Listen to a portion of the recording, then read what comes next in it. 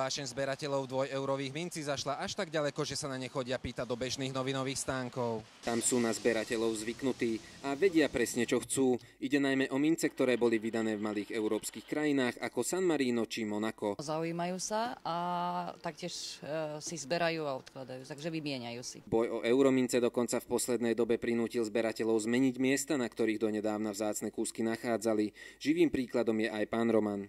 Je teraz dosť ťažké zohnať, lebo väčšina ľudí už ich hľadá v novinových stánkoch aj v obchodoch.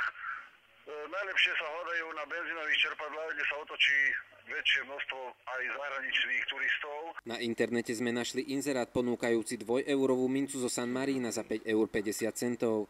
Čím je minci v obehu menej, tým väčšia ich hodnota a práve preto sú vzácne tie z menších krajín. Je to kategória minci, ktorá je cenovo dostupná pre širokú zberateľskú verejnosť. Keď chce niekto kvalitné mince, tak si potrebuje zohnať takú, ktorá ešte do tých ľudskej ruky nemala. Prekvapujúce je zistenie, že vzácne vatikánske mince nájdete najmä na Orave. Zbierajú ich tam pobožné babičky, ktorým však nejde o biznis. Okrem týchto mincí existujú aj pamätné. Ich hodnota môže byť oveľa vyššia a väčšinou s nimi obchodujú reálni odborníci. Ide napríklad o mince tzv. Mikroštátov ako Monako alebo San Marino. Ak dnes kúpite vzácnu pamätnú mincu, môžete na nej zarobiť za niekoľko rokov aj desiatky eur. Podobné vydalo i Slovensko. Pre redaktorskú školu Marek Šilhavík.